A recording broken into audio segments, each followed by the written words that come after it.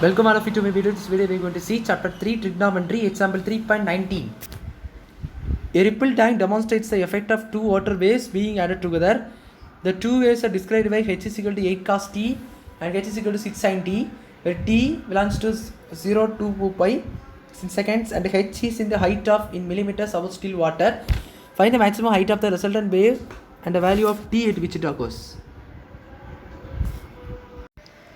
So ஒரு ripple tank இருக்குதா. அந்த ரிப்பிள் டேங்க் வந்து ரிப்பிள் டேங்க்னா என்னன்னு சொன்னாச்சுன்னா உங்களுக்கு வந்து அது ஃபிசிக்ஸில் இருக்கும். ஃபிசிக்ஸில் நீங்கள் படிச்சிருப்பீங்க. அது என்னன்னா வேவ்ஸில் உள்ள ஃப்ரீக்வன்சியை டிட்டர்மைன் பண்ணக்கூடியது.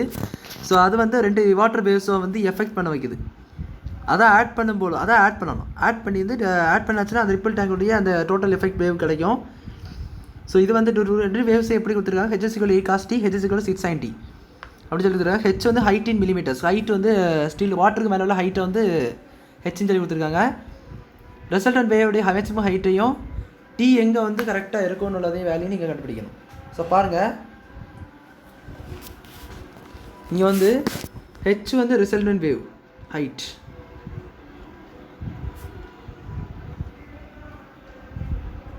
ரிசல்ட் வேவுடைய height h is equal to 8 cos t plus 6 sin t. ஏன்னா டோட்டல் ஆட் பண்ணணும்னு சொல்லியிருக்காங்க.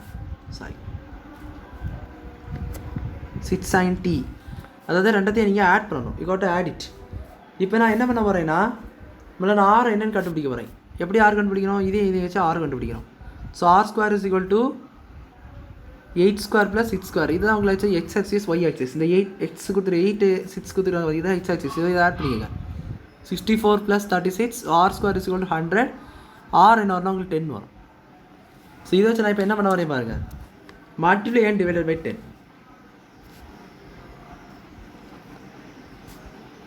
Multiply and dividing by 10. புக்கில் புரியாத மாதிரி கொடுத்து வச்சுருப்பாங்க. ஸோ இது பாருங்கள், இதை பார்த்தீங்கன்னா ரொம்ப ஈஸியாக இருக்கும். h is equal to 10.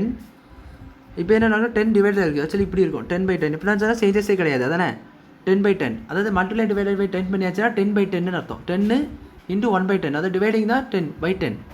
ரெண்டு கேன்சல் ஆனால் அதே தான். ஃபஸ்ட் நம்ம என்ன வச்சுருந்தோமோ அதே தான் கிடைக்கும். So 8 cos t + 6 sin t. இவ்வளோ 10 உள்ள ஒவ்வொன்றத்துக்கும் கொண்டு போகிறேன். அதாவது இந்த மாதிரி 10 × 1/10 × 8 cos t + 6 sin t. இப்படி இருக்கும்போது என்ன ஆகும்னா ஆக்சுவலி 10 × 1/10, அதானே 10/10 சொன்னாச்சா உங்களுக்கு 10 × 1/10. ஸோ அப்படி பார்த்தீங்கன்னா உங்களுக்கு இதுங்க 1/10 தனியாக உள்ள விடுறா. ஸோ 1/2 உள்ள எல்லாத்துக்கும் கொண்டு போனீங்க 8/10, அதாவது உள்ள மல்டிப்ளை ஆகும் 10 டிவைடில் போகும். ஸோ அப்போ h is equal to 10 × 8/10 cos t + 6/10 sin t. இப்போ நீங்கள் இது தேவையான கேன்சல் பண்ணிக்கலாம். 4 5 அண்ட் திஸ் இஸ் 3 5. ஸோ அப்போ நீங்கள் h is equal to என்ன கிடைக்கும்னா 10 × 4/5 cos t + 3/5 sin t. நான் என்ன பண்ண போகிறேன்னா இதை வந்து நான் வேறு ஒரு டேர்ம்ஸில் எடுக்க போகிறேன். அது எப்படின்னா காஸ் ஆல்ஃபா, இதை நான் காஸ் ஆல்ஃபான்னு எடுக்க போகிறேன் இந்த டேர்ம். அப்போ இது 4/5 அண்ட் இதை வந்து நான் சைன் ஆல்ஃபான்னு எடுக்க போகிறேன். So you got to assume like this. இந்த மாதிரி அசியூம் பண்ணிக்கணும். ஸோ அசியூம் பண்ணிக்கிட்டிங்கன்னா அதை நீங்கள் என்ன ரீப்ளேஸ் பண்ணிடலாம், h is equal to 10 × cos alpha cos t + sin alpha sin t. புக்கில் இது தான் k is equal to 10ன்னு சொல்லி கொடுத்துருப்பாங்க. ஸோ அது இப்படி தான் வந்து so cos alpha cos t + sin alpha sin t. So இதுக்கு ஃபார்முலா நம்மளுக்கு தெரியும். cos ஆல்ஃபா - t உடைய எக்ஸ்பான்ஷன் தான் மேலே இருக்கக்கூடியது. ஸோ இது பார்த்தீங்கன்னா இப்போ என்ன பண்ணிக்கலாம்னா alpha - t is equal to 0ன்னு வச்சுக்கோங்க.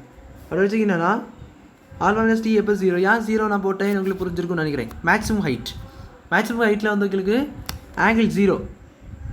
இப்போ ஸ்டோனை தூக்கி எறிங்கன்னா உங்களுக்கு வந்து கரெக்டாக உச்சி போகும். அந்த இடத்துல ஆங்கிள் உங்களுக்கு என்ன இருக்குன்னா 0, அது வந்து எந்த ஆங்கிளும் இருக்காது.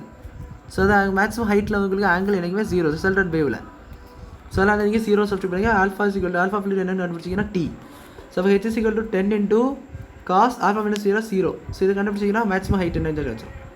ஸோ 10 cos 0 உங்களுக்கு 0. ஸோ 10 × cos 0 வந்து 1. So h is equal to 10. So the maximum height of the resultant wave is 10 millimeter. millimeter தான் கொடுத்துருக்காங்க. ஸோ மில்லிமீட்டரில் எழுதிங்க, மில்லிமீட்டரில் கண்டுபிடிக்க சொல்லியிருக்காங்க. ஸோ தட் இஸ் 10 millimeter எழுதிடலாம். ஸோ 10 millimeter என்பது maximum height of the resultant wave. Now உங்களுக்கு தெரியும் tan ஆல்ஃபா கண்டுபிடிக்கணும். ஏன் நம்மளுக்கு என்ன கேட்டிருக்காங்க ஃபர்ஸ்ட் 2வது கொஸ்டின், டி எந்த இடத்துல வருதுன்னு கண்டுபிடிக்கணும். ஸோ அது கண்டுபிடிக்கிறோம். இங்கே விட்டு find tan alpha 2. tan alpha actually நம்ம வந்து அசியூம் பண்ண வருது. அது நம்ம cos alpha and sine alpha நம்ம அசியூம் பண்ணிட்டோம். ஸோ அதை வச்சு நீங்கள் வந்து என்ன படிச்சிக்கலாம்னா tan ஆல்ஃபா கூட கண்டுபிடிச்சிக்கலாம். ஸோ tan ஆல்ஃபா என்னது sine alpha by cos alpha. So அது என்ன கேட்டிங்கன்னா 3/5/4/5. 5 cancel 3/4. So tan alpha is equal to 3/4. Alpha கண்டுபிடிச்சி தேவைன்னா ஆல்ஃபா கூட கண்டுபிடிச்சிக்கோங்க. tan inverse of 3/4. அந்த ஆல்ஃபானுடைய ஆங்கிள் வேல்யூ இது. ஸோ அது so tan alpha is equal to 3/4 போட்டாலும் போதும். தேவைன்னா இந்த மாதிரி ஆல்ஃபா இஸ் ஈக்குவல் டு என்னென்னு கண்டுபிடிச்சிருக்காங்க. ஸோ அவ்வளோதான் அந்த சம் பிடிச்சிருக்கு நினைக்கிறேன். வீடியோ லைக் பண்ணுங்கள், ஷேர் பண்ணுங்கள், சப்ஸ்கிரைப் பண்ணுங்கள், டாட்ஸ் இந்த கமெண்ட்ஸ் எழுதுங்க. தேங்க்யூ.